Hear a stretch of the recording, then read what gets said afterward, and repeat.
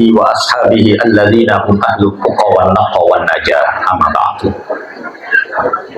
Sedaya para masyayikh, para kiai, ibu nyai, wabil khusus yang sama-sama kita muliakan beliau Romo Kiai Haji Muslih selaku pimpinan Pondok Pesantren Mambaul Ulum. Semoga Allah senantiasa memanjangkan umurnya dalam keberkahan dan manfaat, menjadikan Pondok Pesantren Mambaul Ulum ini menjadi sumber-sumbernya ilmu yang akan terus berkembang ila yaumil qiyamah.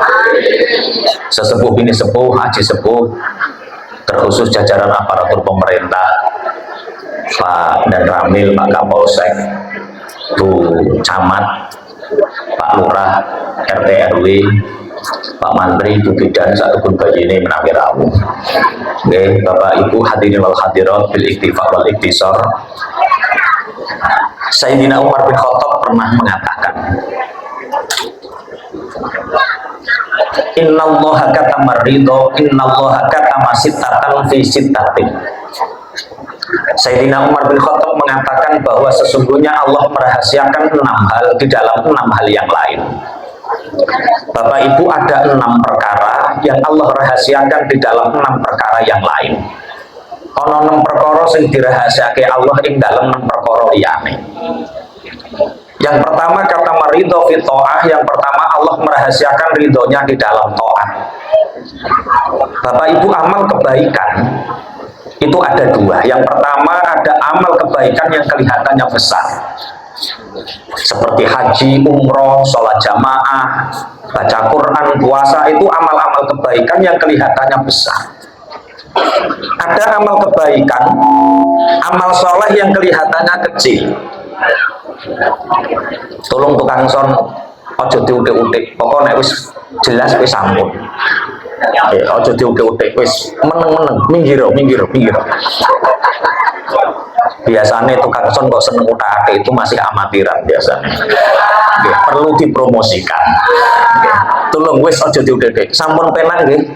Wis sampun pun sekejap. Kene utik-utik tambah gak penak. Ngajine ya ora penak, soalnya tambah ra kepenak. Tapi nek nurut aku ra penak kok. Pun Allahumma shalli ala Muhammad.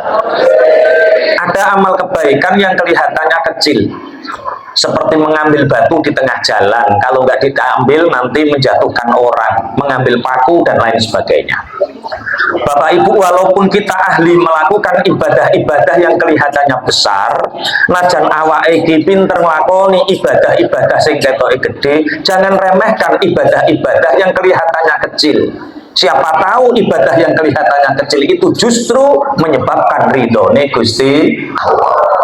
Bapak Ibu, walaupun kita ahli sholat jamaah, walaupun kita ahli baca Quran, tolong estu.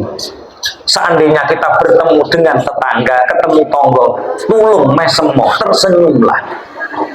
Siapa tahu ibadah kita, sholat kita, puasa kita semua diterima oleh Allah gara-gara barokai meseme karo Cubi mangke nek mantuk gak mesem terus. Maksudnya kalau bertemu dengan tetangga, kalau sendirian mesem-mesem ditambah sampai. Saya pernah mendengar satu kisah, tidak mendengar, bahkan saya membaca satu kisah. Ketika beliau Sayyidina Umar bin Khattab wafat kapundhut, salah satu putra beliau ada yang bermimpi bertemu dengan beliau. Bertanya, ya Abi, ma fa'alallahu bika, Bapak, apa yang diperbuat Allah terhadapmu? Diridohu, aku diridhoi. Sebab apa Bapak diridhoi? Apa sebab jihad? Apa sebab qiyamul lail, salat dan lain sebagainya? Sayyidina Umar bin Khattab menjawab, nah aku diridhoi Allah sebab aku pernah jalan-jalan di Sikakil Madinah, di Tirtese kota Madinah. Tirtes itu apa bahasa Indonesianya? Emper. Podo Jawane emper. Tirtes itu sini rumah lah, pas tengah-tengah itu namanya apa itu? Lorongnya Madinah kok emper. Saya pernah jalan-jalan di Sikakil Madinah, di lorong-lorongnya kota Madinah. Di situ aku bertemu dengan anak kecil, yang anak kecil ini mainan, dolanan burung usfur. Usfur itu kalau bahasa Jawa Timur, burung kecil, makanannya itu beras atau gabah, namanya burung emprit. Nek coro sangatan apa? Masa sangatan emprit? Apa-apa Bu Camat? Burung kecil makanannya gabah, itu apa? Burung pipit kok emprit. Burung pipit. Burung pipit ini sama anak kecil ini dibuat mainan. Kakinya ditali, kemudian diterbangkan, ketika tinggi ditarik jatuh, diterbangkan lagi tinggi, tarik jatuh. Melihat itu Sayyidina Umar bin Khattab teringat dawuhnya Rasulullah, irhamu man fil ardi yarhamkum man fis sama. Belas kasihanilah semua makhluk di bumi, maka Allah dan penduduk langit semua akan berbelas kasih kepadamu. Nah, dalam khalifah burung pipitmu tak beli nih, nak. Berapa khalifah? Satu danik itu 10.000. Enggak khalifah, saya sudah terlanjur seneng. 2 danik nak 20.000. Enggak khalifah. 10 danik 100.000. Enggak khalifah, saya sudah terlanjur seneng. Ya sudah, kalau begitu tak beli mahal, nak.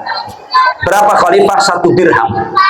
1 dirham itu kalau dalam kitab Fathul Maqadir itu senilai 2 gram emas. Jadi kalau kita baca kitab, baca buku, itu kok cek diutak-atik sone ketok ya.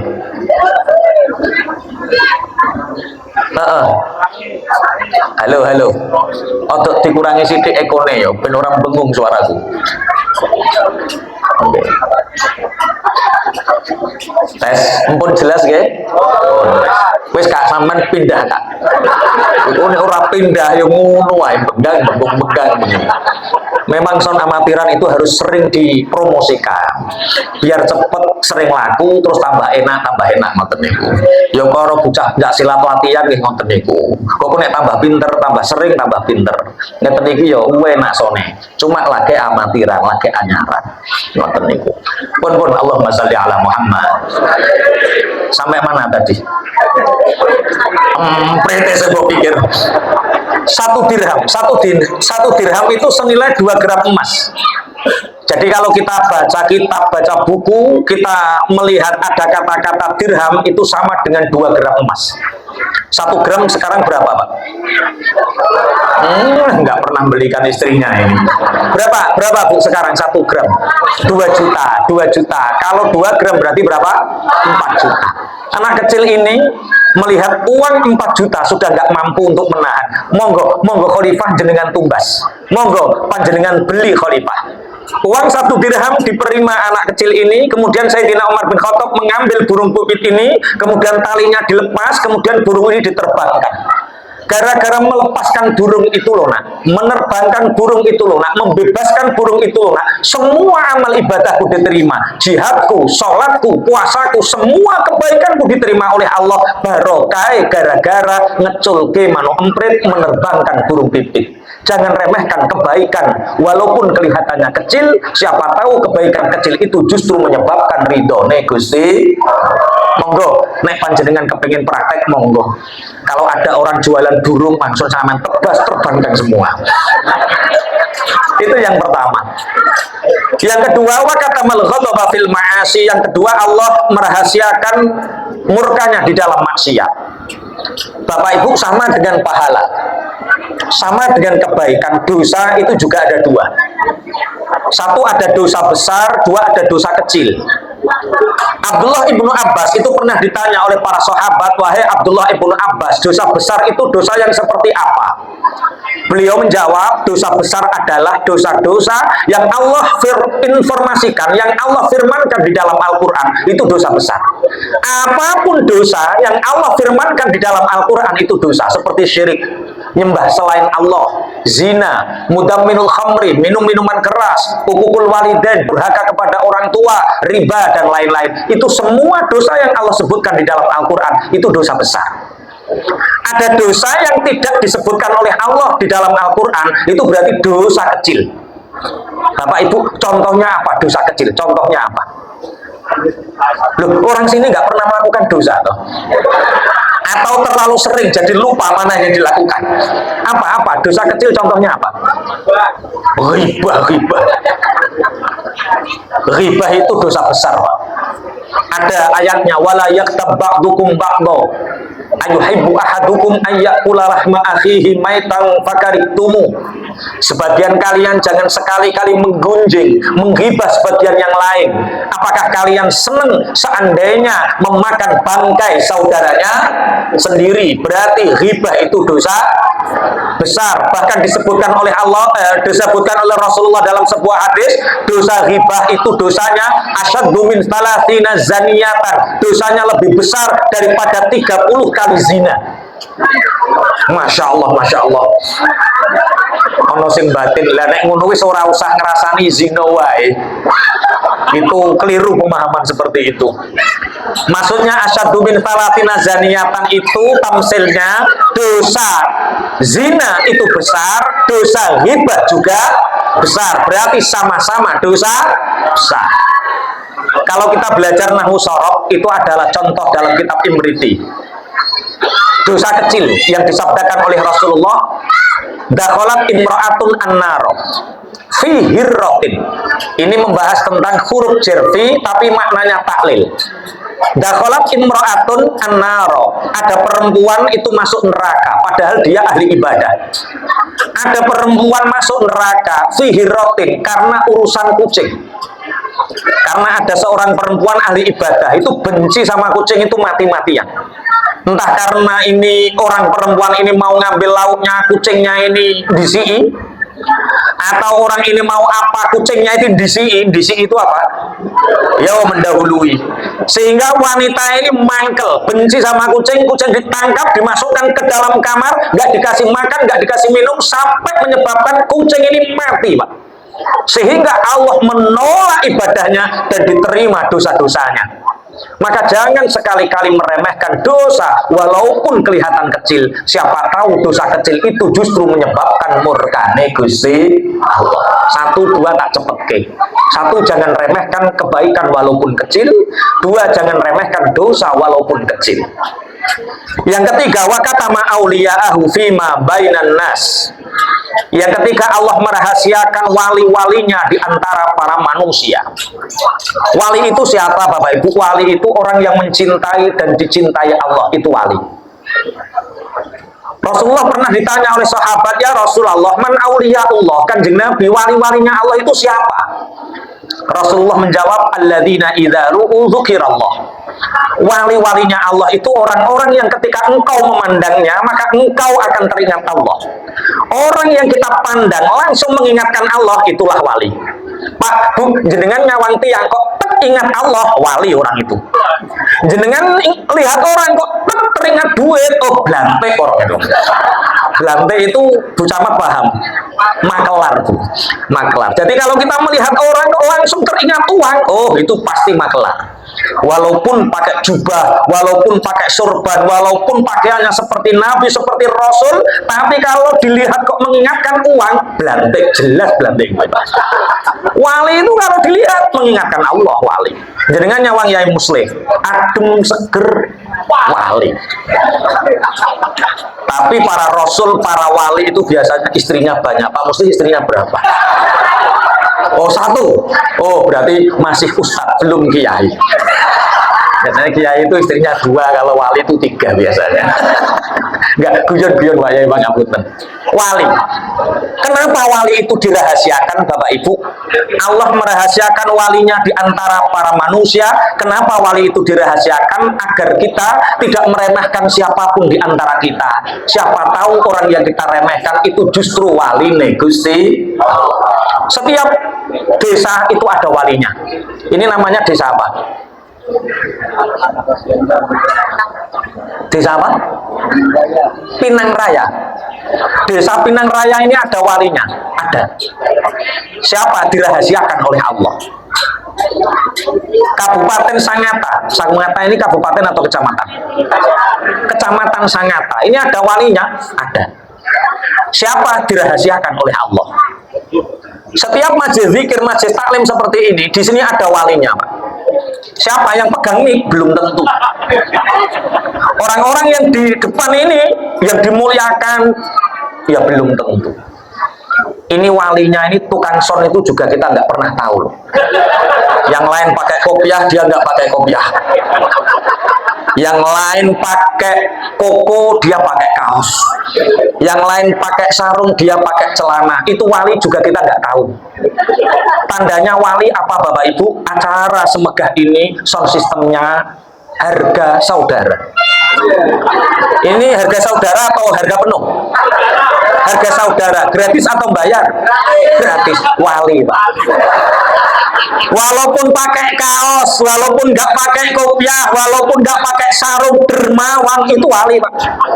Daripada pakai kopiah putih, jubahan, surbanan, tapi medite ra karuan. Wah nih ketoke tukang soni iki ketoke auranya aura wali beneran ini Pak.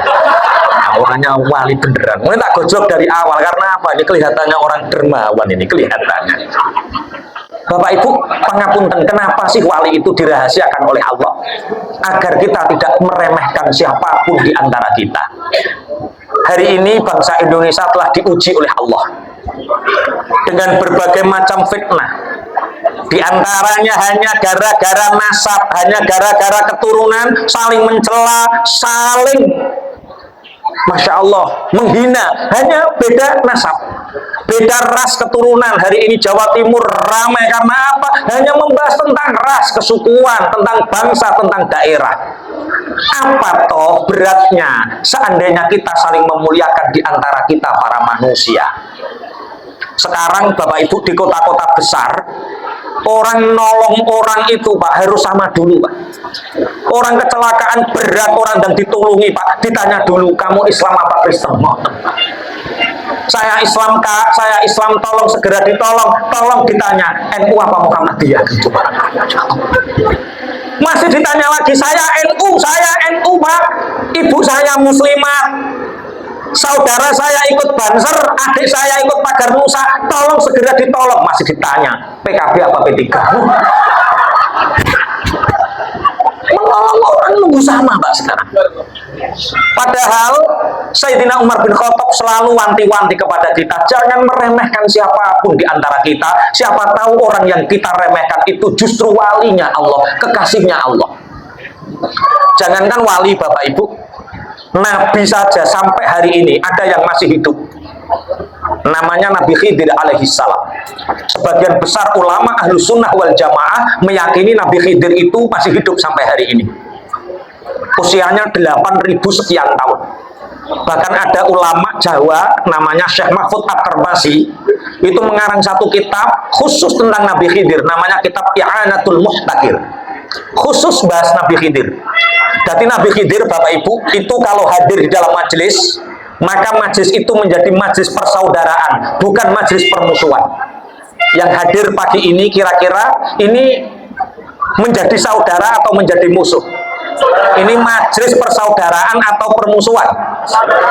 Ini jangan-jangan Nabi Khidir ada di sini ini. Nabi Khidir ketika hadir dalam majelis, maka majelis itu menjadi majelis yang pangapunten, tidak ongkep, tidak anyep, tidak dingin, tidak gerah. Hari ini kita merasakan gerah apa tidak?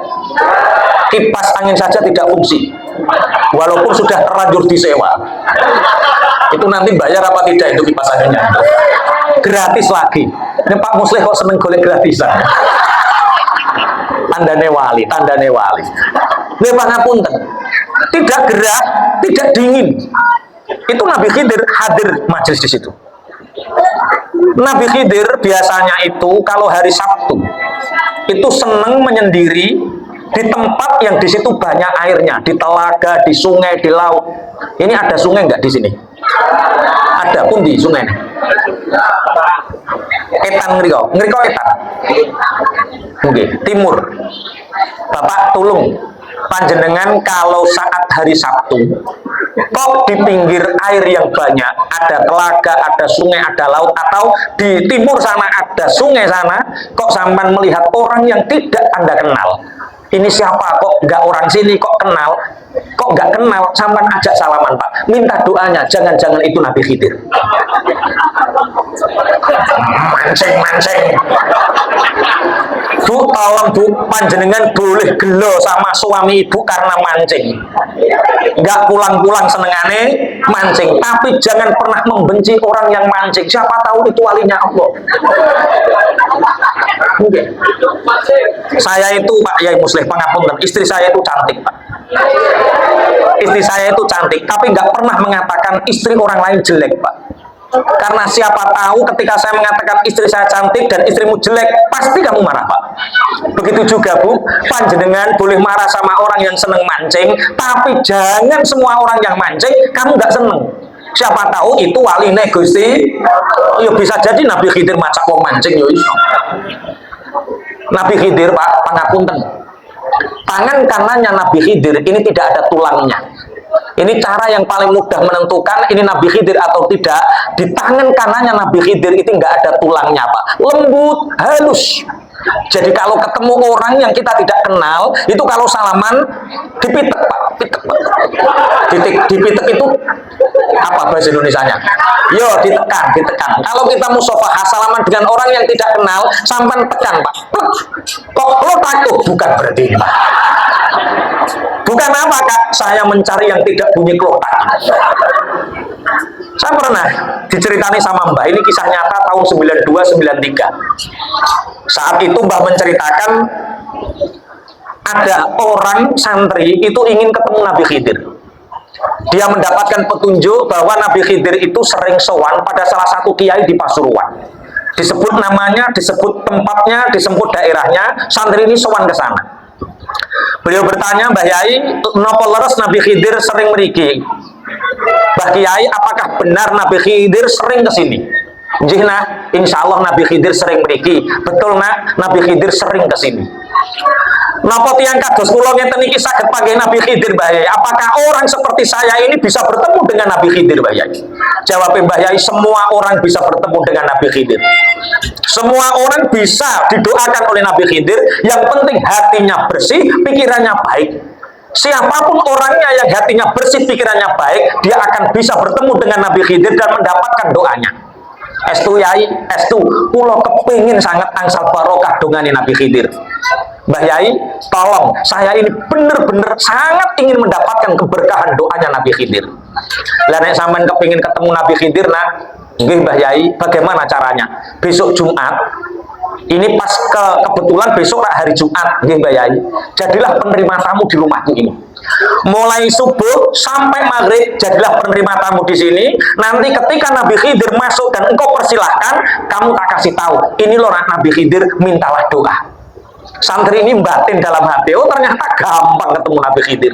Nggak sulit, hanya jadi penerima tamu, dapat doa Nabi Khidir, ketemu Nabi Khidir. Habis subuh persiapan Bapak Ibu, ada orang hidungnya mancung seperti orang Arab, dicucuk tangan nenek Nabi Khidir. Ada orang yang pakai jubah, pakai sorban, baunya harum, dicucuk. Ini jangan-jangan Nabi Khidir. Ada orang yang kendaraannya bagus, dicucuk. Ada orang yang dilihat itu wajahnya bersinar seperti orang yang ahli tahajud, seperti orang yang ahli wudhu. Karena Bapak Ibu, orang muslim yang ahli wudhu itu pasti wajahnya bersinar. Simahum fi wujuhihim min atharis sujud. Orang muslim, muslimah yang ahli wudhu pasti wajahnya bersinar. Kalau ada orang muslim kok wajahnya butek, itu berarti terlalu banyak tayamum itu Pak. Wong Islam kok butek, itu berarti kakean tayamum. Tapi tolong yang hitam jangan langsung diluk begini Pak. Saya ini berbicara butek, bukan berbicara hitam Pak. Walaupun hitam, suka wudhu pasti bersinar Pak. Jam setengah 12 Bapak Ibu ada orang pakai capil bahasa Jawa. Bahasa Indonesianya apa capil itu? Apa Bu Camat? Topi. Topi itu kecil, ada apa yo? Yang besar begini loh namanya apa? Caping. Yo caping. Jam setengah 12 ada pengemis Bapak Ibu pakai caping. Nah minta seikhlasnya nak, dikasih. Mbah Yai wonten dalem nak, saya kepingin sowan. Mbah Yai ada di rumah nak, saya kepingin sowan. Pak, iya nak. Panjenengan lihat sekarang jam berapa ini? Jam setengah 12 Pak. Ini sebentar meyaki Mbah Yai ini mau khutbah. Sebentar lagi nih Mbah Yai mau ngimami sholat Jumat.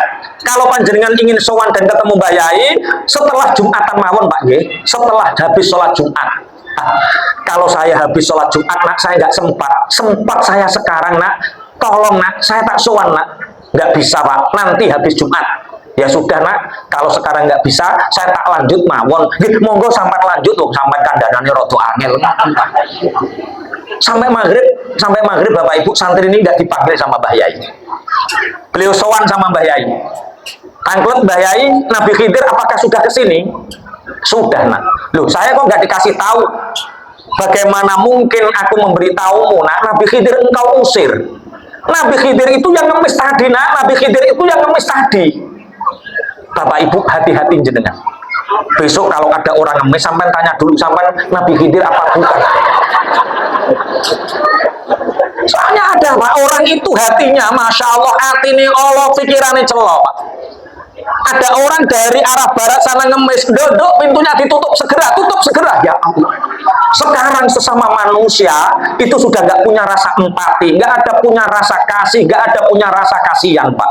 Sesama manusia, sesama binatang sama, sesama alam raya sama Pak.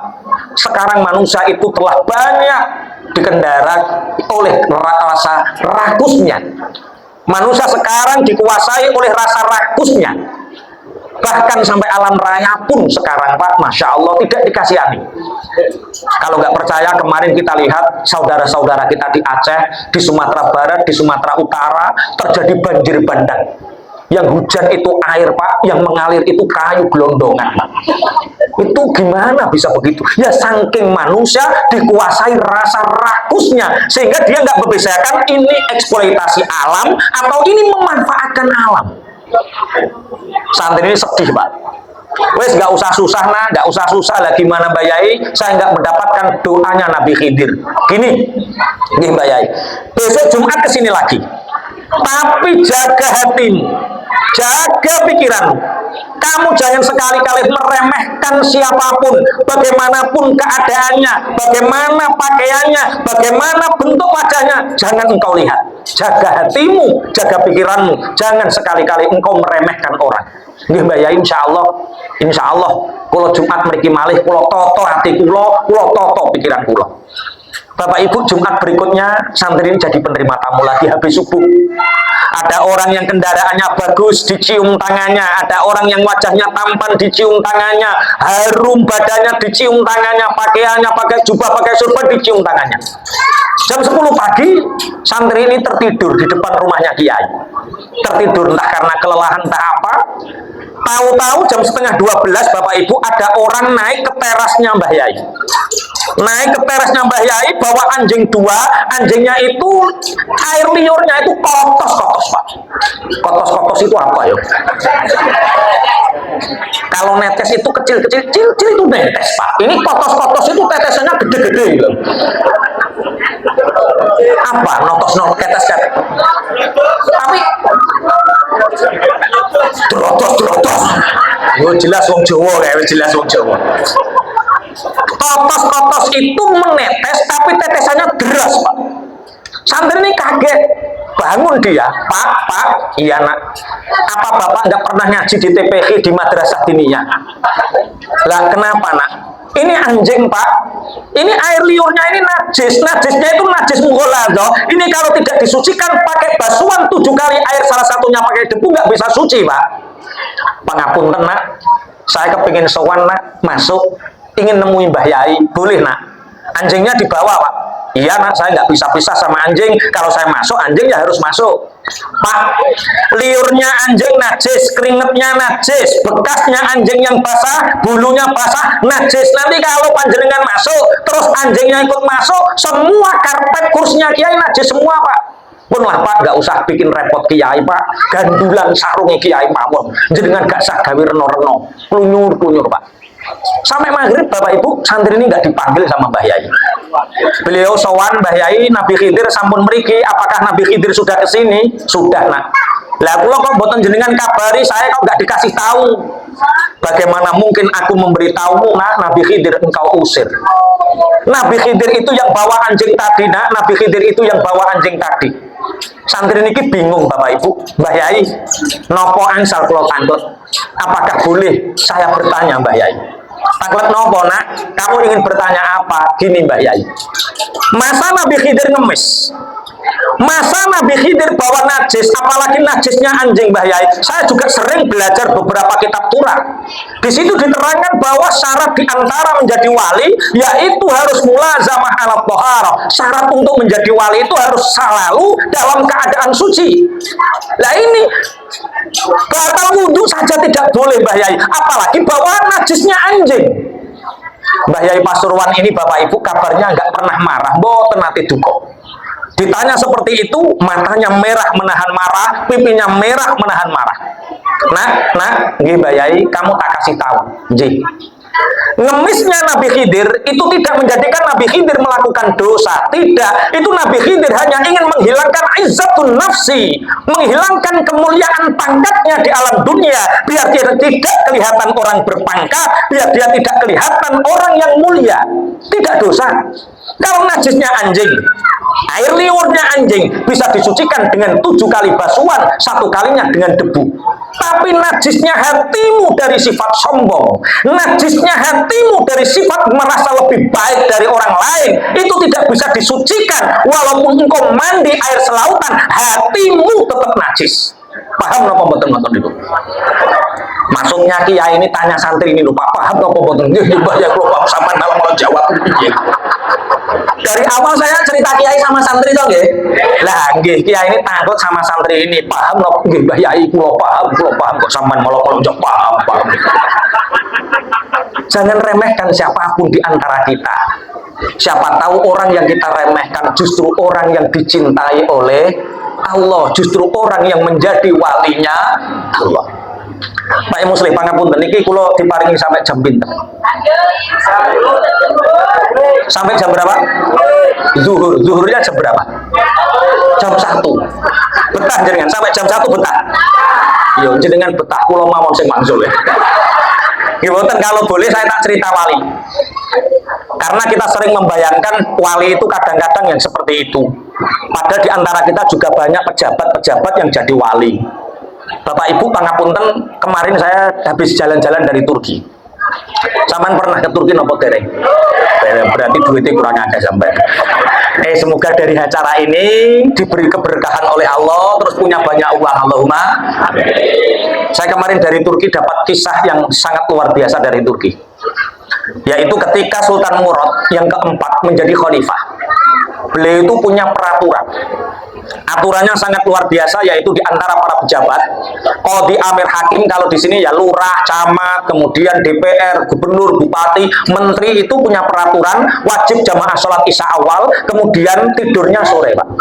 Maksudnya tidur sore, habis jamaah sholat isya, sholat qobliyah, sholat sunat mutlak, kemudian tidur.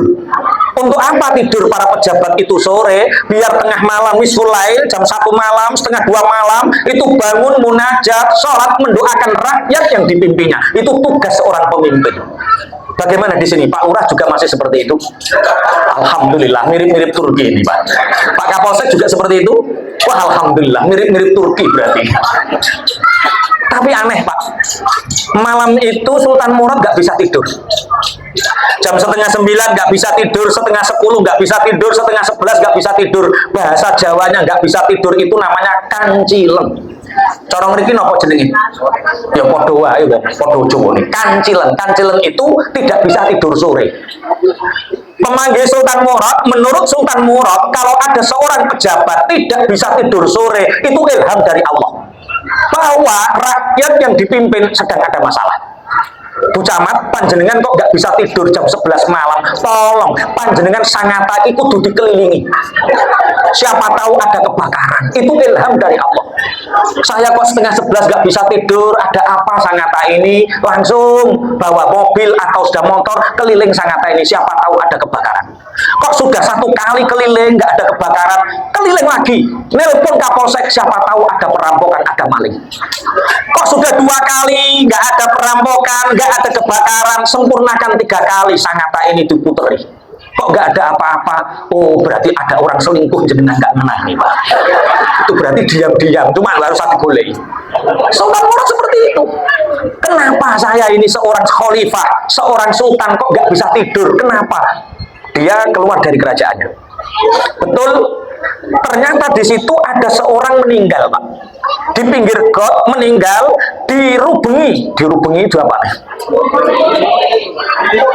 Dikerubungi banyak orang yang punya alamat kesolehan, pakai jubah, pakai surban, pakai imamah, tapi nggak ada yang mau melihat, tidak ada yang mementajis, tidak ada yang merawat mayit ini.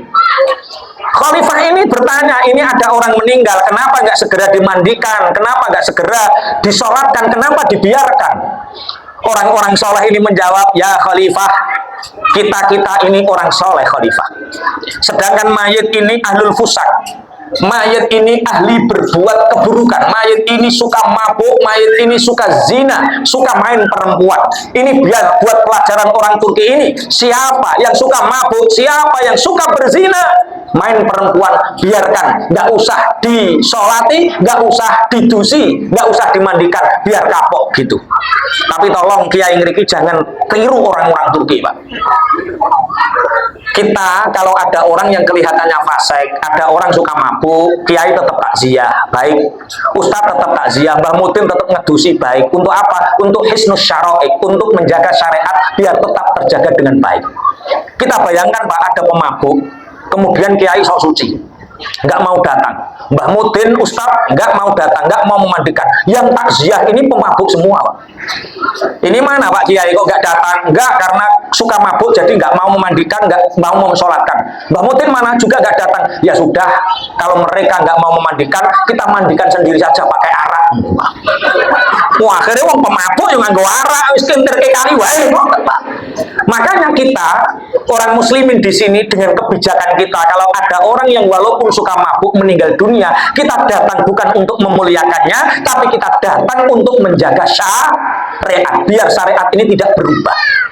Ya sudah, kalau kalian orang-orang soleh, kalian orang-orang baik, nggak mau memandikan, nggak mau mensolatkan, ya sudah, kita bawa pulang saja ke keluarganya. Prajurit, saniki polisi, tentara, ya Khalifah, ayo kita bawa pulang mayat ini, dibawa pulang Pak, dibawa pulang. Bu, panjenengan jawab jujur Bu. Misal panjenengan usianya 40 tahun. Perempuan yang usianya 40 tahun itu masih kelihatan cantik. Kalau nikah lagi juga masih laku lah. Punya suami suka mabuk, punya suami suka main perempuan, tiba-tiba suami ini panjenengan meninggal mendadak, kira-kira sampai atine seneng apa susah? Loh, bingung. Tak ulang. Ada perempuan usianya 40 tahun. 40 tahun ini masih kelihatan cantik. Kalau nikah lagi pasti masih laku. Punya suami suka mabuk, suka main perempuan, suaminya meninggal mendadak, kira-kira perempuan ini atine susah apa seneng? Bingung, sebagian susah, sebagian seneng. Ini aneh Pak. Sultan Murad dan para pasukannya membawa mayat ini, ibu, dalam khalifah, suami panjenengan meninggal, inna lillahi wa inna ilaihi raji'un, ya hasrata, ya wailah, ya waliyallah. Duh nelongso hidupku, duh rugi hidupku, aku ditinggal mati walinya Allah, aku ditinggal mati kekasihnya Allah. Sultan Murad heran, Bu, dalam khalifah. Orang satu kampung nggak ada yang mau memandikan, orang satu kampung nggak ada yang mau mensolatkan. Kok panjenengan bilang kalau suami panjenengan ini walinya Allah? Ya Khalifah, suami saya ini kekasihnya Allah, saya saksinya, Allah sendiri saksinya. Wa kafa billahi syahida, cukup Allah yang menjadi saksinya. Ya, yang dikerjakan suamimu apa Bu? Gini loh Khalifah, suami saya ini tiap hari kerja Khalifah, taruhlah satu hari dapat 300.000, itu dibagi 3 Khalifah, yang 100.000 diberikan kepada saya untuk kebutuhan sehari-hari.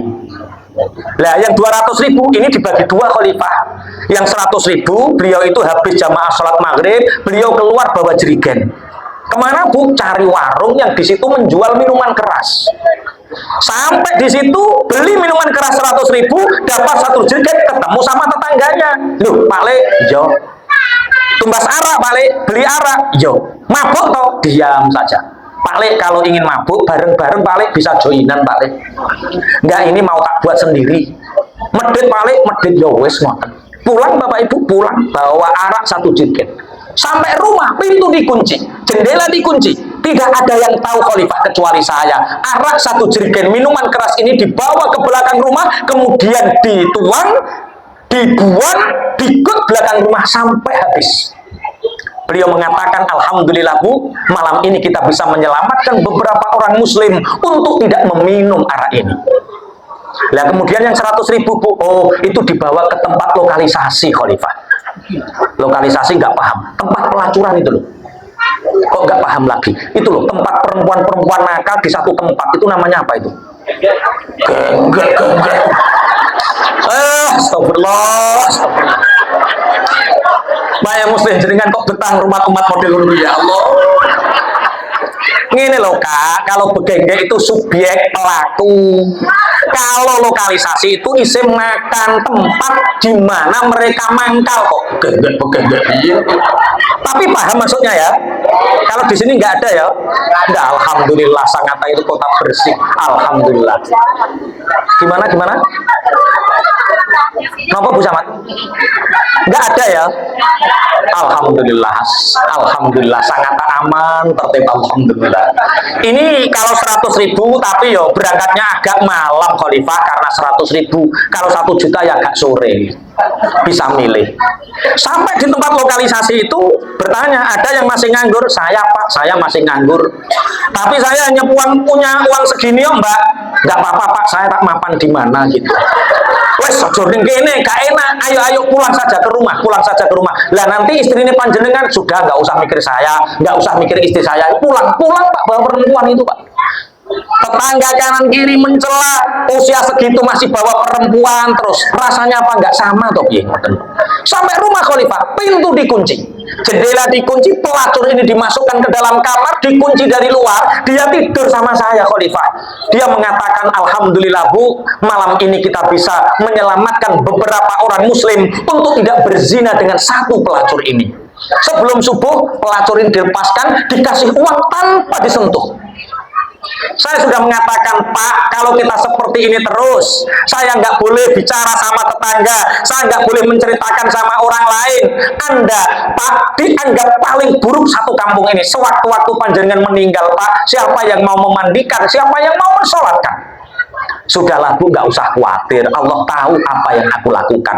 Allah nggak pernah tidur, Allah nggak pernah ngantuk. La ta'khudhuhu sinatu wala naum. Sewaktu-waktu aku meninggal Bu, Sultan Murad yang akan memandikan, Sultan Murad yang akan mensolatkan. Mendengar ini Sultan Murad itu menangis. Orang sebaik ini dihina, orang sebaik ini, walinya Allah seperti ini dicaci maki. Beliau membuat surat instruksi perintah saat itu. Qadhi, amir, hakim, corokene, ASN, PNS, polisi, tentara, guru, pejabat publik, semua wajib mensolati jenazahnya orang ini. Jutaan manusia datang. Bapak Ibu jangan remehkan siapapun di antara kita. Siapa tahu orang yang kita remehkan adalah wali Gusti. Tapi tolong bapak-bapak, ilmu yang terakhir ini tolong jangan dipraktekkan. Ini wajah-wajah kriminal saya agak khawatir Mbak Muslim. Ini besok bawa pulang bawa perempuan. Loh Pak, lah kok bawa perempuan? Wali kok. Wali kok kondok-kondok ini wali opo. Pun Allahumma sholli ala Muhammad. 1, jangan remehkan kebaikan walaupun kecil. 2, jangan remehkan dosa walaupun kecil. 3, jangan remehkan siapapun di antara manusia. Siapa tahu orang yang kita remehkan adalah wali Gusti. Yang keempat, wa katamal mauta fil umri. Yang keempat, Allah merahasiakan kematian pada umur yang keberapa. Bapak Ibu, orang bekerja belum tentu kaya, orang mondok sekolah belum tentu pinter, tapi kalau orang hidup pasti mati. Kapan kematian itu dirahasiakan oleh Allah? Kenapa kematian itu dirahasiakan? Agar kita selalu siap, agar kita selalu siap sewaktu-waktu kematian itu pasti datang. Ngeten iki mangke mantuk, ini pulang ada yang mati kita nggak tahu, Pak. Pangapunten Pak Yai, saya itu agak trauma. Pengajian diapit oleh 2 gedung, ada masjid, ada 2 madrasah. Seperti ini. Saya itu agak trauma. Mulai 2007 sampai 2026 ini, pengajian seperti ini, model seperti itu, ada yang meninggal. 7 sampai 8 orang. Loh kok guyu tenanan ini? Saya pernah di Ngasem, Bu Camat. Pernah ada desa namanya Ngasem. Kalau sini Pinang Raya. Di Ngasem itu ada orang itu ketika saya ngaji, ya seperti ini, ngajinya di masjid. Seperti ini, Pak. Ketika saya ngaji itu ada orang, itu yang lain tertawa, orang ini dilo mawon. Dilo itu apa bahasa Indonesianya? Ya menunduk. Orang ini menunduk, Pak. Orang lain tertawa, dia menunduk. Orang lain semangat, dana, orang ini tetap menunduk, Pak. Pengajian berjalan beberapa waktu, tiba-tiba orang yang menunduk ini gelosor, Pak. Gelosor itu bahasa Jawa, itu jatuh ke depan. Karena jatuh itu beda-beda kalau di Jawa. Kalau jatuh depan gelosor, kalau jatuh ke belakang namanya geblak. Kalau jatuh miring namanya guling. Oh, gelosor itu jatuh ke depan bersama. Gelosor itu sama Pak Lurah itu ditolong, Pak. Dipegang kakinya dingin, dipegang tangannya dingin, dadanya dipegang meruntus, berkeringat, dipegang keningnya, dipegang hidungnya. Ya Allah, Pak Yai, Pak Yai. Kenapa Pak Lurah? Kenapa? Meninggal Pak Yai, meninggal. Inna lillahi wa inna ilaihi rajiun. Ngaji seperti ini Pak, diluk saja Pak, mati Pak. Hati-hati sing diluk, Pak. Ada orang nunduk saja ketika ngaji mati Pak. Loh, kematian itu nggak peduli loh. Anak kecil mati yo pantes, anak remaja mati yo pantes, wong tua mati yo pantes, nggak ada mati saru Pak. Semua kematian itu pantas. Orang sehat yo mati, orang sakit yo mati Pak. Saya pernah di Tuban. Saya ingat kecamatannya Senori Pak. Ada desa namanya Ngerayung. Saya datang ke sana 8:30 Pak. 8:30. Ya seperti ini Pak. Tapi nggak pakai kursi, pakai lesehan. Jam 8:30 malam itu belum ada orang Pak. Bakul-bakul, pedagang-pedagang pulang, grup redanan naik mobil, semua orang sepi Pak, nggak ada orang. Saya batin, ini pengajian si Dopo ora. Jadi apa tidak, sudah jam 8:30 belum ada orang Pak. Saya turun dari mobil, saya dirangkul sama tukang syuting Pak, anak-anak muda itu, tukang syuting. Tukang syuting bisiki saya. Pak Yai, mboten dikabari toh, tidak dikasih tahu. Kasih tahu nopo Mas? Ketua panitia Pak Kiai, ketua panitia sehat walafiat Pak Yai. Dari pagi itu sibuk koordinasi, ngurusi ini, ngurusi itu Pak, sehat walafiat Pak Kiai, ketua panitianya. Maghrib Pak Kiai, kasihan sama tukang sound systemnya. Ya sama, karena sound systemnya masih amatir, jadi kurang. Itu pangapunten, ngusungi sound control alit-alit. Yang kecil-kecil itu dibawa sama ketua panitianya. Setelah itu Pak Yai, sesek Pak Yai, nafasnya itu sesek tersengal-sengal, meninggal Pak Yai, meninggal. Padahal sehat walafiat Pak, ngusungi sound Pak, mati Pak. Ini ketua panitianya siapa ini Pak? Siapa ketua panitianya siapa ini? Tolong ketua panitia jangan ikut usung-usung salonnya. Ada di Tuban itu ketua panitia ikut salon itu mati Pak. Itulah kematian. Terus pertanyaannya, kenapa harus ada kematian? Satu sisi Rasulullah Shallallahu Alaihi Wasallam memberikan informasi bahwa besok orang muslimin, muslimat, orang mukminin, mukminat ketika sudah meninggal, kita akan ditempatkan oleh Allah di surga, khalidina fiha abada. Besok kita semua masuk surga selamanya, Allahumma. Kemudian di dunia kenapa harus ada kematian?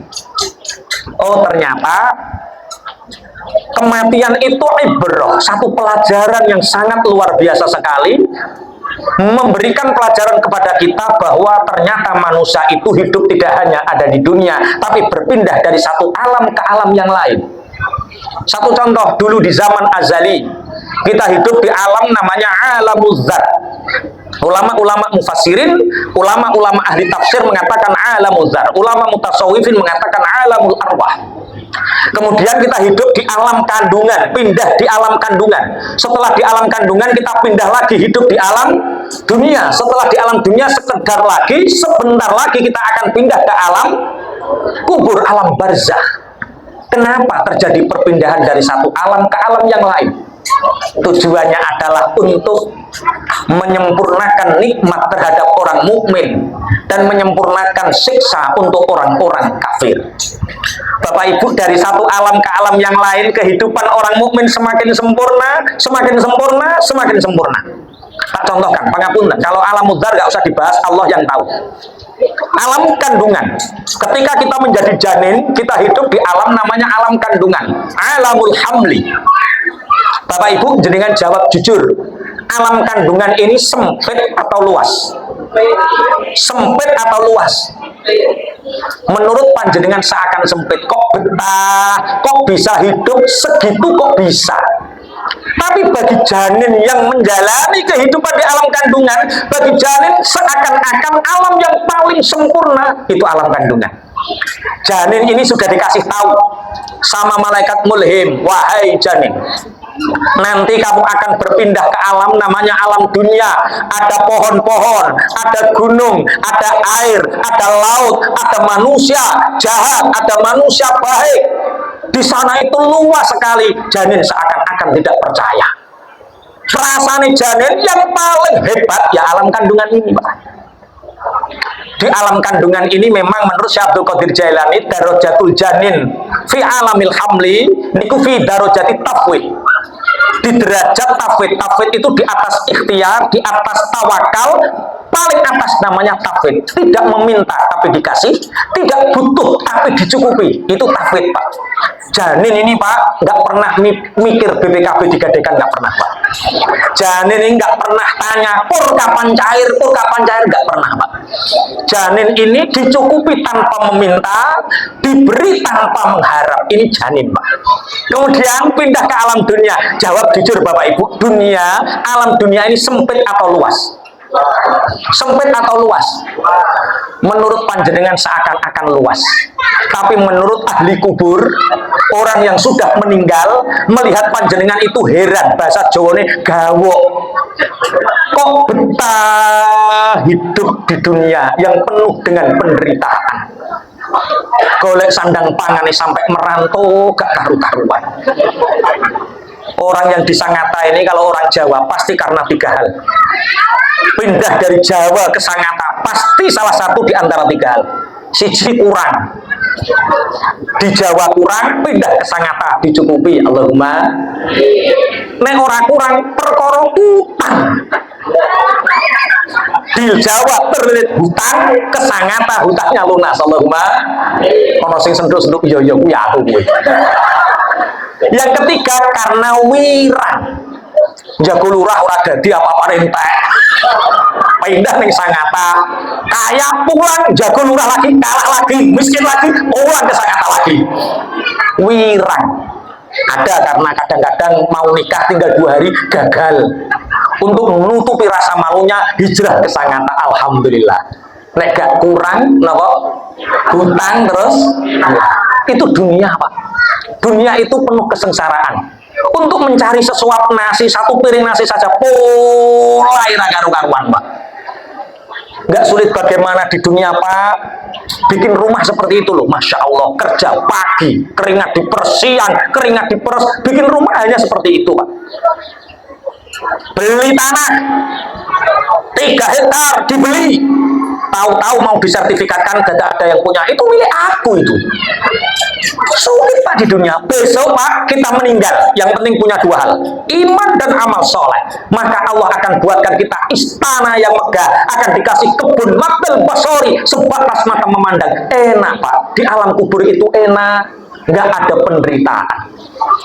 Bagi orang mukmin ketika meninggal itu sama halnya mengatakan selamat tinggal dunia yang penuh penderitaan, selamat datang akhirat yang penuh keabadian kenikmatan, selamat tinggal kesengsaraan, selamat datang kebahagiaan. Itu orang meninggal, orang mukmin, Pak. Para rasul, para nabi, para wali, para kiai sudah merasakan, Pak, nikmat kubur itu indah sekali, Pak, indah. Jenengan boten pingin jajal rong-rong minggu, Pak. bablas. Loh, Kanjeng Nabi lo sampai dawuh ngeten, al mautu jasrun yusilul habib ilal habib. Kematian itu satu jembatan yang mengantarkan satu kekasih kepada kekasih yang lain. Orang mukmin ketika akan meninggal, para sahabat, para tabiin mengatakan, ini adalah malam kematianku, malam di mana aku bertemu dengan Tuhanku, bertemu dengan kekasihku Rasulullah Muhammad, bertemu dengan amal solehku. Enak, ngoten Pak, enak. Katanya kok bingung ini sampai modelnya, gak paham-paham ini modelnya ya. Iya, cara memahamkan ya. Untuk memahamkan bahwa dunia ini sengsara Pak, akhirat kenikmatan. Nggak percaya Pak, tanya sama tukang salon loh Pak, tukang salon loh Pak. Tukang salon. Ini sudah menikah apa belum tukang salon? Aduh belum Pak. Wes contohnya ibaratnya ini sudah menikah Pak. Tukang salon ibaratnya sudah menikah. Ibaratnya. Dunia ini penuh penderitaan Pak. Son sak mene-mene gedene Pak, diusungi Pak. Diusungi. Keringet dipereson sampai mene gede-gede ini diusungi, jenengan mangke sampai rumah paling jam 1 Pak. Ini tukang salon jam 3 belum tentu sampai rumah Pak. Itu kalau sudah menikah Pak, ditanya sama istrinya, baru pulang Mas? Ya. Setoran. Ini dek. Lah kok segini? Pengajian dek separuh harga. Separuh harga apa Pak? Dicelok. Makanya tolong Pak ya Muslih Yoro tuh dikasih banyak lah. Kasihan itu tukang salonnya itu, kasihan itu gratis baik. Tapi kalau yo mumpung Joko gratis gak apa-apa itulah Pak, untuk membayangkan lu enaknya Pak, di akhirat Pak, nanti di alam kubur bagi orang mukmin Pak, di sana Pak tidak ada istri cerewet Pak di sana Pak. Sama bayangkan nerakanya kan karena dicereweti istri coba. Ketika nanti kita meninggal sudah tidak ada lagi istri yang cerewet, kita hanya bersama dengan amal sholat kita. Allahumma ngeten piye ya, mahamno kematian itu memang sulit ya. Ngeten Bu, mugi-mugi panjenengan diberi umur panjang. Seandainya Anda bisa memilih diberi oleh Allah usia yang panjang, kira-kira jenengan minta usia panjang berapa? 50 kurang apa tidak? 50 kurang, 60 kurang, 70 kurang, oke. 80 tahun kurang, oke. 90 masih ada yang kurang? Masih ada yang kurang? Wes. Bapak Ibu jenengan ingin usia sampai 90 tahun. Apa yang opo sampai? Mau apa? Umur 90 tahun itu bercermin saja itu wedi Pak, menakutkan Pak. Ini siapa nih? Gigi sudah habis, kulit sudah kirut. Itu Pak Kumis itu usianya berapa Pak Kumis itu? Ada 60 atau tidak? Wong kadang usia 60 gigi sudah habis Pak.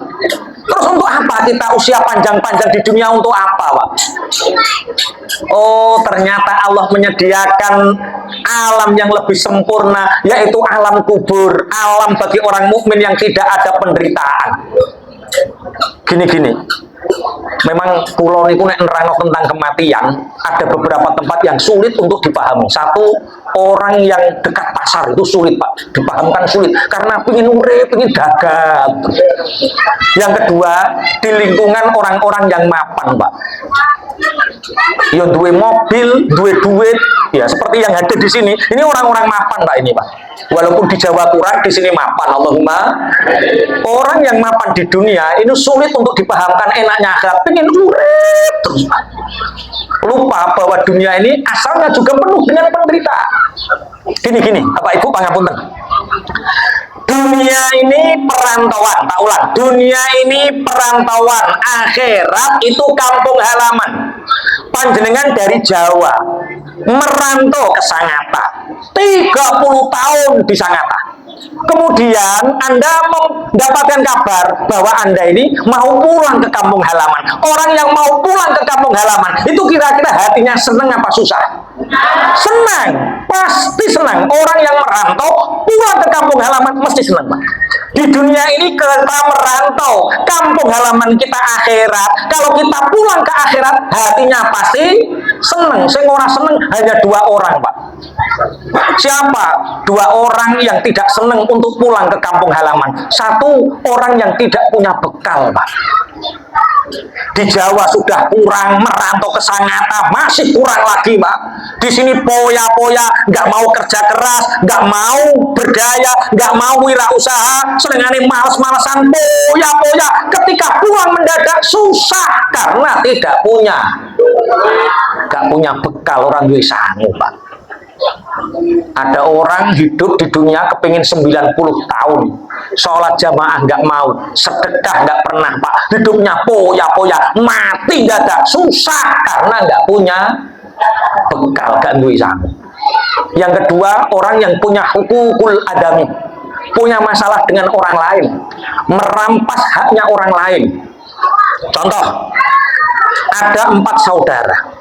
4 saudara ini bapak ibunya meninggal, kemudian bagi-bagi warisan. Warisan sudah dibagi dengan adil. Ada 1 saudara yang serakah, ingin dikuasai semua. Ada yang seperti itu. Ketika orang tuanya sehat walafiat, nggak pernah datang.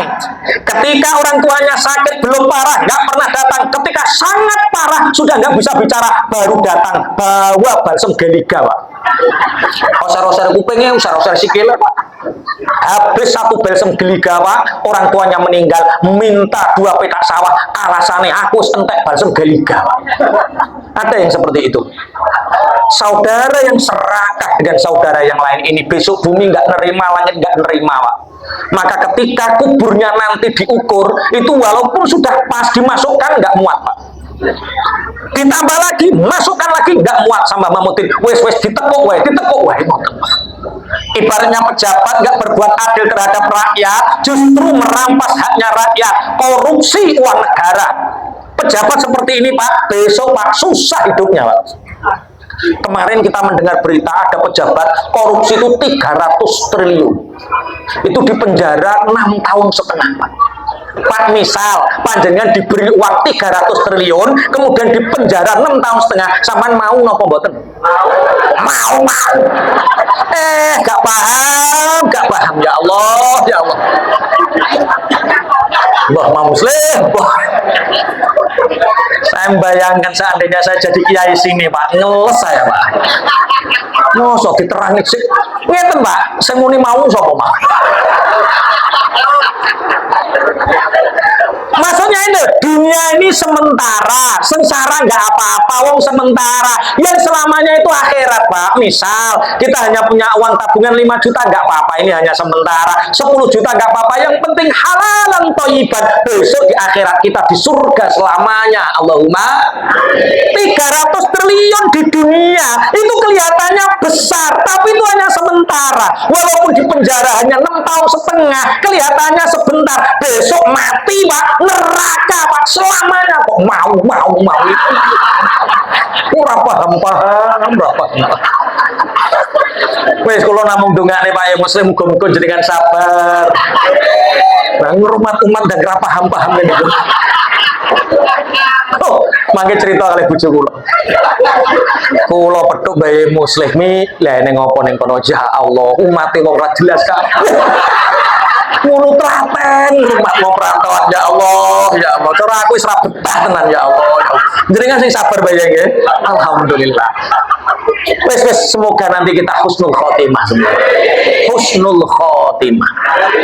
Soalnya orang masuk surga itu nanti 2 hal, Pak. Ada 2 keadaan orang masuk surga. Yang pertama, orang masuk surga itu rombongan, Pak. Rombongan itu bagi 2 golongan.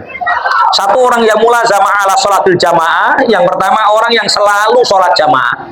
Yang kedua, orang yang punya sanad taklim wa muta'alim, taklim wa ta'alum, yaitu orang yang punya sanad kiai. Dia ngaji sama kiai, betul-betul ngaji sama kiai. Ini nanti besok masuk surga ya bareng-bareng sama kiainya. Contoh, orang yang sholat jamaah, ada imam, ada makmum, besok imam masuk surga. Allahumma. Makmumnya ini ikut geruduk-geruduk melok surga. Ini yang disebut ayat wasiqal ladzina taqaw rabbahum ilal jannati zumara. Benjing orang-orang yang bertakwa digiring oleh Allah masuk surga itu rombongan. Jadi tolong, Pak, sholatlah di belakang imam. Sholatlah di belakang imam agar kita nanti bareng-bareng masuk surga sama imam. Besok Mbah Yai Muslih niku bawa bendera Mambaul Ulum. Bawa bendera Mambaul Ulum. Dosanya diampuni, pahalanya diterima. Dipabat itu bahasa Indonesianya apa? Dijemput oleh Rasulullah, Mbah Yai Muslih langsung digandengi Kanjeng Nabi mlebu swarga. Makmumnya yang ikut jamaah gerutuk, semua ikut Pak, beres urusan Pak. Ada tetangga kanan kiri, Mbah Yai Muslih, saya orang Pinang Raya Mbah Yai, saya tetangga jenengan Mbah Yai, saya ikut Mbah Yai, saya ikut Mbah Yai, disempar malaikat, nggak pernah ke masjid kok ikut-ikut nggak bisa. Makanya sholatlah di belakang imam agar nanti masuk surga bareng-bareng karo imam. Allahumma. Panjenengan nggak mendengar kemarin ada orang Wahau atau orang mana itu viral itu Pak, dia itu seumur-umur Pak nggak pernah sholat di belakang imam Pak, nggak pernah sholat di belakang imam, sekali sholat di depan imam Pak. Kok mati itu. Yang kedua, orang yang taklim wa ta'alum, santri sama kiai. Orang-orang yang mengikrarkan dirinya, Mbah Yai Muslih, kula santrine jenengan, Mbah Yai Muslih, kula santrine jenengan. Terus Mbah Yai Muslih mengakoni dan mengikrarkan, ya engkau santriku. Mbah Yai Muslih masuk surga, santrinya ikut. Kemudian ada santrinya, alumni mutakharrij Mambaul Ulum, ada yang taman kawak-kawak tadi apa? Ada masih taman kawak-kawak ya tadi ya. Yang ketua panitia sambutan tadi loh, ketua yayasan. Ada taman kawak-kawaknya ya. Ya. Ini Bu Camat bingung apa itu taman kawak-kawak itu. Ngaji-ngaji orang-orang sepuh itu loh Bu. Ngaji-ngaji orang tua itu namanya taman kawak-kawak. Itu orang taman kawak-kawak ini nanti Mbah Yai Muslih masuk surga ya semuanya ikut. Ada orang yang ketinggalan Pak. Kalau malaikat dicekel, saya santrinya Mbah Yai Muslih, ya ada catatannya. Saya juga ikut jamaahnya Mbah Yai Muslih, ya ada catatannya. Kok saya ditahan? Kamu punya dosa yang belum selesai. Apa dosa saya? Medit. Ketika Mbah Yai Muslih punya acara, kamu nggak ikut. Ketika Mbah Yai Muslih punya Isra Mi'raj, kamu nggak ikut nyumbang. Riwa-riwi hanya ikut makan. Makanya kalau yang hari ini hadir ingin masuk surga bareng Mbah Yai Muslih, tolong siapkan infak terbaik. Panitia siapkan kotak amalnya. Ayo kita sholawatan bareng-bareng. Ayo, pokok sing ora nyumbang akeh untuk ditahan malaikat. Kamu punya dosa apa? Dosa medit karena ada Isra Mi'raj nggak mau nyumbang. Insya Allah infak terbaik kita nanti insya Allah akan digunakan untuk kemaslahatan Pondok Pesantren Mambaul Ulum. Monggo langsung kakang santri dan bapak monggo. Sallallahu ala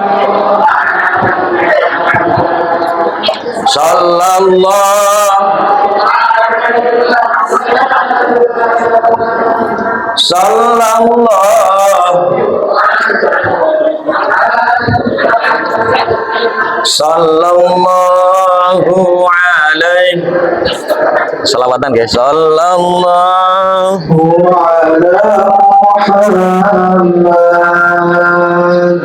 sallallahu alaihi wasallam sallallahu ala Muhammad sallallahu alaihi wasallam sallallahu ala Muhammad sallallahu alaihi wasallam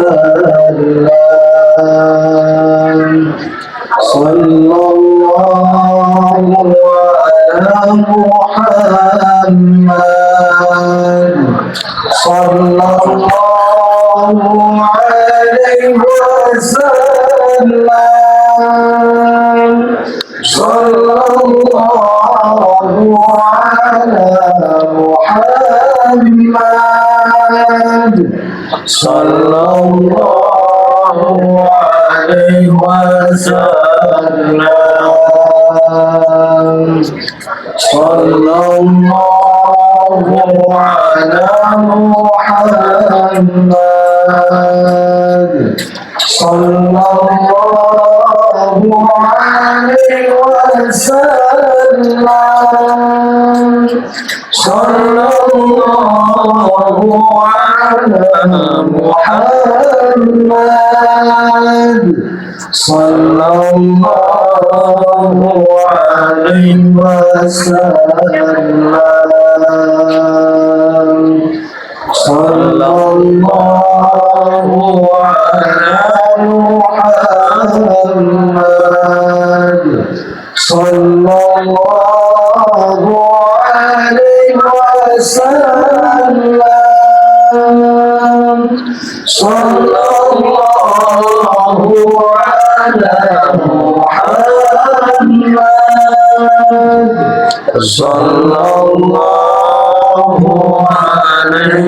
sallallahu alaihi wasallam,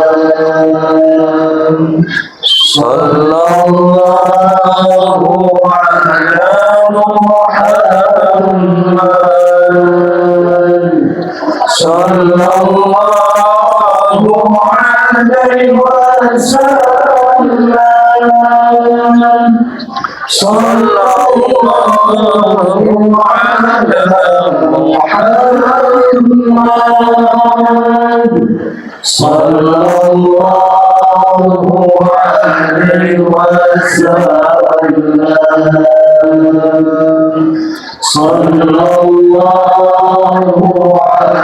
wasallam, sallallahu ala Muhammad, sallallahu alaihi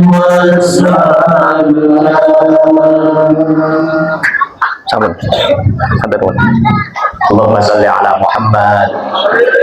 Satu, jangan remehkan amal ibadah walaupun kelihatannya kecil. Yang kedua, jangan remehkan dosa walaupun kelihatannya kecil. Yang ketiga, jangan remehkan siapapun di antara kita. Siapa tahu orang yang kita remehkan adalah wali Gusti Allah. Yang keempat, jangan remehkan usia kita hari ini. Siapa tahu usia yang kita nikmati hari ini adalah usia terakhir kita. Ini baru 4, masih kurang 2. Sekarang sudah jam 12 kurang 5 menit. Kurang 10 menit. Saya tadi naik jam setengah 11. Artinya sudah 1 jam lebih 15 menit, masih kurang 2. Ini bersambung, besok ngundang lagi. Atau tetap sekarang dihabiskan materinya. Sekalian dihabiskan. Berarti sudah nggak mau ngundang lagi, Mbak Yai. Ya, dilanjutkan. Yang kelima, wa katama lailatul qadari fi syahri Ramadan. Yang kelima, dan Allah merahasiakan malam Lailatul Qadar di bulan Ramadan. Bapak Ibu, sekarang sudah tanggal 22 Rajab. Sebentar lagi Syakban, sebentar lagi Ramadan.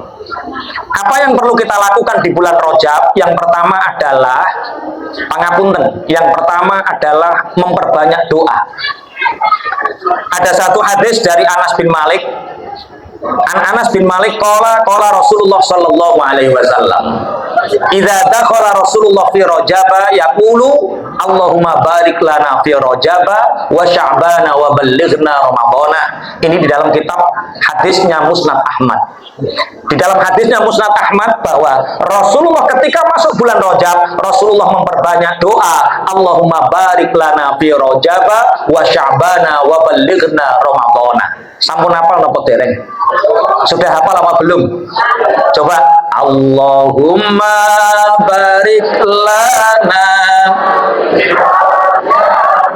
wa Sya'bana wa ballighna Ramadana ighfir lana dzunub.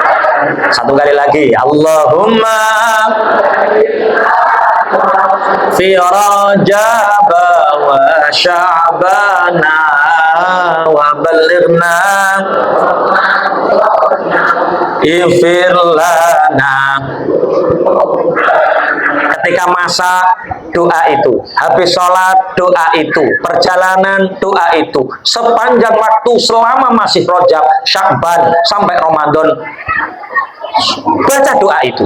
Ya Allah, berkahi kami di bulan Rajab, berkahi kami di bulan Sya'ban, sampaikan usia kami sampai datangnya bulan Ramadan. Allahumma. Yang kedua, apa yang dilakukan setelah memperbanyak doa itu? Berpuasa. Rasulullah dawuh sumil huruma watruku, rawahu Abu Dawud. Berpuasalah di bulan-bulan haram dan tinggalkan sebagian puasa itu. Artinya di bulan Rajab ini perbanyak puasa, tapi jangan penuh 30 hari. Jangan penuh 30 hari. Jadi puasa hanya sebagian. Bulan-bulan yang dimuliakan itu apa? Bulan haram itu 1 Zulqa'dah, 2 Zulhijjah, 3 Muharram, 4 Rajab. Sebagaimana dawuh Gusti Allah teng Al-Qur'an, inna iddatasy syuhuri indallahi 12 syahran fi kitabillah yauma khalaqas samawati wal arda minha arba'atun hurum. Sesungguhnya hitungan bulan menurut Allah sudah ditetapkan di Lauh Mahfuz awal Allah menciptakan langit, menciptakan bumi, 1 tahun itu ada 12 bulan. Berapa? 1 tahun ada berapa bulan? 12. Ternyata angka 12 ini Bapak Ibu tidak hanya berkaitan dengan hitungan bulan saja. Angka 12 itu berkaitan dengan sesuatu yang besar di alam raya ini. Contoh, la ilaha illallah itu jumlah hurufnya 12. Muhammadur Rasulullah itu jumlah hurufnya 12. Kanjeng Nabi lahir tanggal 12. Kanjeng Nabi kapundhut wafat juga tanggal 12. 1 hari ada berapa jam? 12. 1 malam ada berapa jam? 12. 1 tahun ada berapa bulan?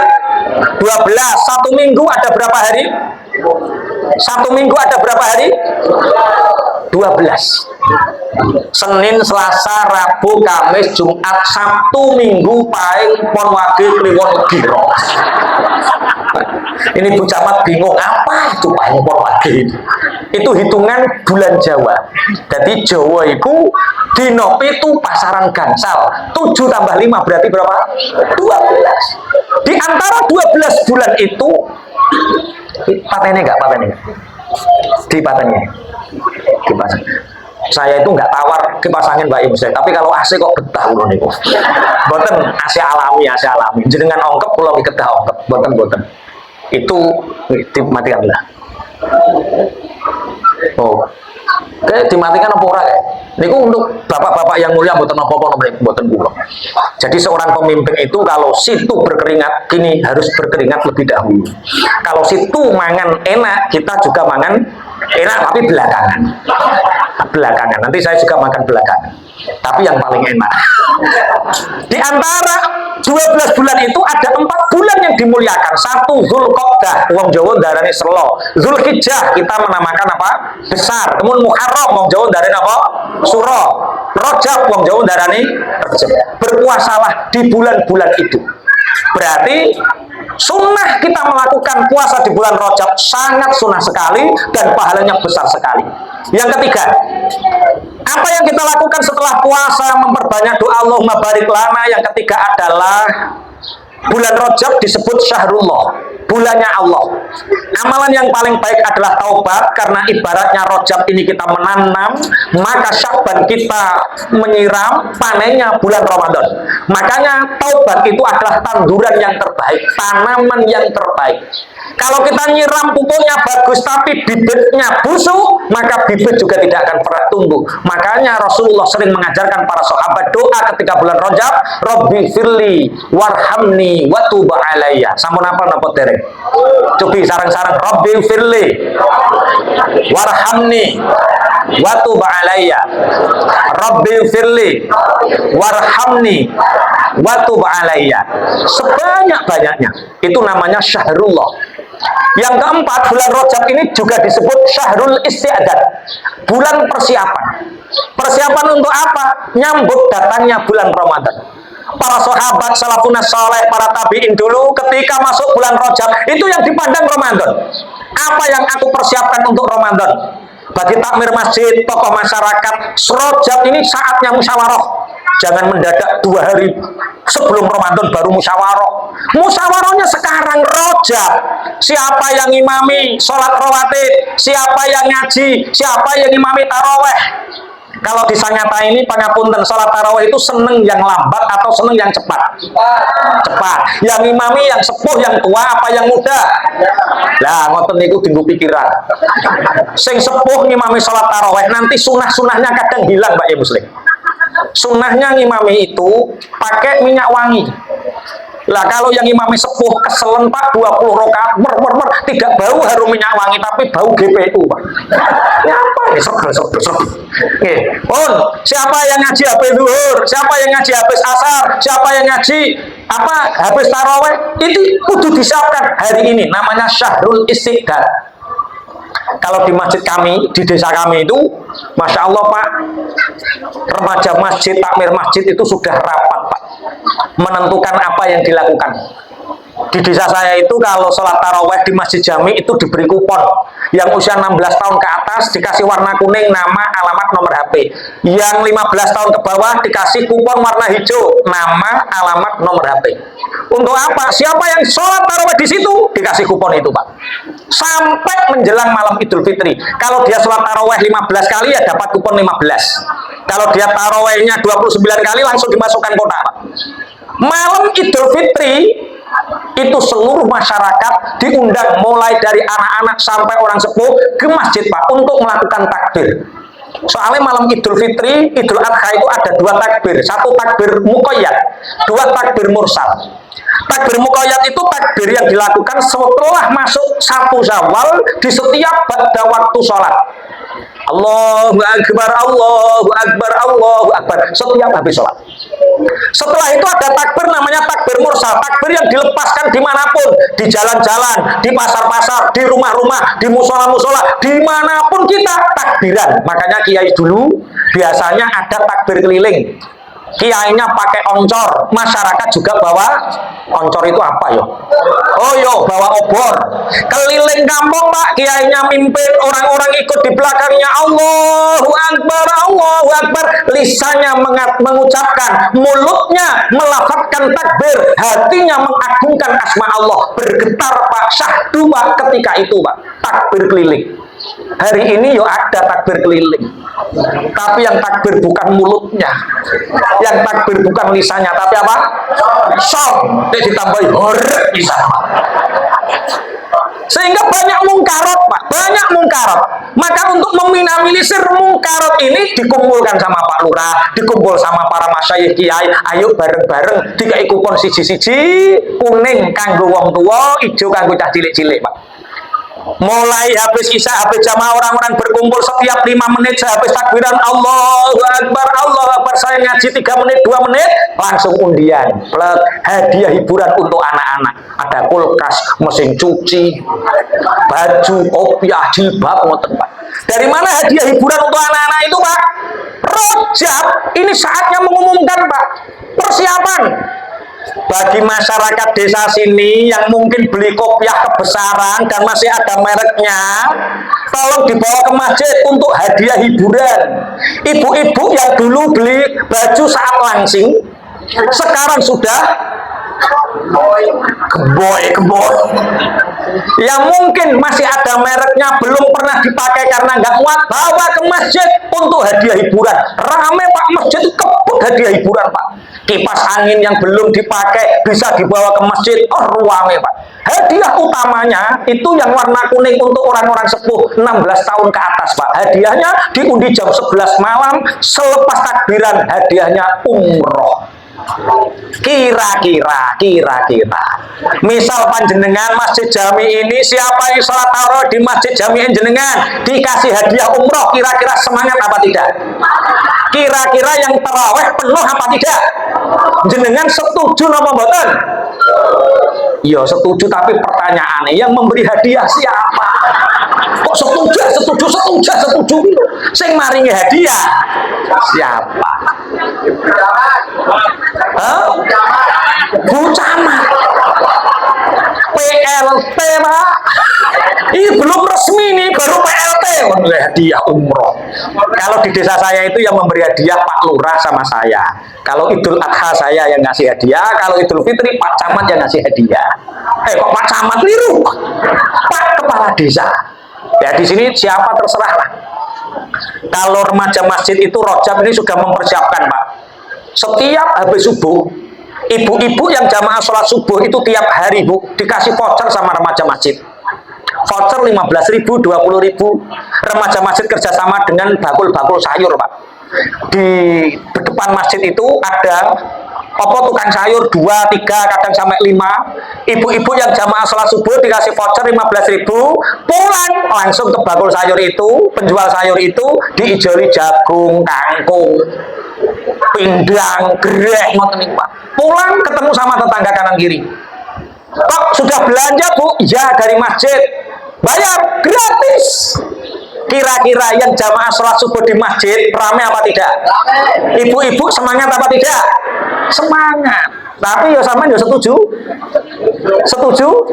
Dari pertanyaannya. Sing ngekei hadiah sopo? PLT nih. Kalau di masjid saya itu yang masih hadiah Pak, remaja masjid itu kerjasama dengan Pak Kepala Desa. Kerjasama ini tanya, siapa orang sini yang kerja di Jepang, minta alamat, minta nomor HP. Siapa yang kerja di Korea, siapa yang di Kalimantan punya tambang, siapa yang di Sumatera punya sawit, siapa yang di Taiwan, siapa yang di Hong Kong, semua. Siapa yang di Surabaya, Jakarta yang sukses-sukses satu kampung itu Pak, dimintai nomor HP. Dikasih tahu sama remaja masjidnya Pak. Ini kita mau buat acara memberi buka orang puasa, pahalanya banyak. Tapi tidak berupa makanan jadi, dikasihkan berupa sayur, senenge Pak. Wah, itu yang dari Jepang Pak 10 juta, yang dari Korea 8 juta, Taiwan 5 juta, itu 5 tahun yang lalu. Sekarang Pak, setelah 5 tahun berjalan Pak, Masya Allah, masyarakat sekitar itu antusias Pak. Wes, aku le 300.000, aku le 500.000. Masya Allah, remaja masjid itu bingung mengelola uang untuk sayur Pak. Iki tahu sama sing sentuk-sentuk apa tak praktekno ning desaku. Pun Allahumma sholli ala Muhammad. Ayo memperbanyak doa Allahumma barik lana fi Rajab. Allahumma fir warham wa tub alayya. Kemudian melakukan puasa. Yang keempat, persiapan untuk menyambut datangnya bulan Ramadan. Kemudian kita nanti masuk bulan Syaban. Bulan Syaban itu disebut Syahrul Muhammadin, bulannya Kanjeng Nabi Muhammad. Yang dianjurkan adalah memperbanyak membaca sholawat. Karena apa? Tanaman itu siraman yang terbaik adalah sholawat. Kemudian kita masuk bulan Ramadan. Di Ramadan ini jangan remehkan setiap hari di bulan Ramadan. Siapa tahu hari yang kita remehkan adalah hari di mana turunnya Lailatul Arab ora taraweh kekondang Lailatul Qadar, Arab ora jamaah kekondang Lailatul Qadar, Arab tidak baca Quran kekondang Lailatul Qadar, mau tidak bersedekah kekondang Lailatul Qadar. Anggap setiap hari adalah Lailatul Qadar. Kalau kita bisa seperti ini Pak, mulai awal dianggap Lailatul Qadar, pertengahan, akhir Lailatul Qadar, awal sampai akhir, insya Allah terus semangat. Di sini juga seperti itu ya. Awal-awal Ramadan semangat ya. Pertengahan bagaimana kabarnya? Tambah apa? Repot apa nih? Maju apa nih? Soblah itu maksudnya hadiah umroh, Masya Allah, boten ngarah maju Pak. Tambah semangat Allahumma. Sudah jam 12 lebih 5 menit, masih kurang 1 temanya. Lanjut, betul apa-apa? Wakata mas sholawatil wusta baina sholawat, dan Allah merahasiakan sholatil wusta di antara beberapa sholat. Sholatil wusta itu apa Bapak Ibu? Sholat yang paling utama, sholat yang paling diterima Allah, namanya sholatil wusta, sebagaimana firman Allah, hafidhu ala sholawati was sholatil wusta wa qumu lillahi qanitin. Misalkan sholat zuhur, asar, maghrib, isya, subuh, itu yang wusta, yang paling utama sholat apa? Yang paling utama sholat apa? Jangan katakan subuh tok, engko wayah zuhur ning sawit ora gelem zuhur sampean. Kerjakan semua, lakukan semua, nanti yang paling wusta, yang paling diterima itu hanya Allah yang menentukan. Adapun subuh itu disebut sholat yang paling besar pahalanya, karena sholat yang paling sulit untuk dilakukan. Makanya jangan remehkan sholat. Puasa apapun itu jangan remehkan. Siapa tahu sholat yang kita remehkan disebut sholatil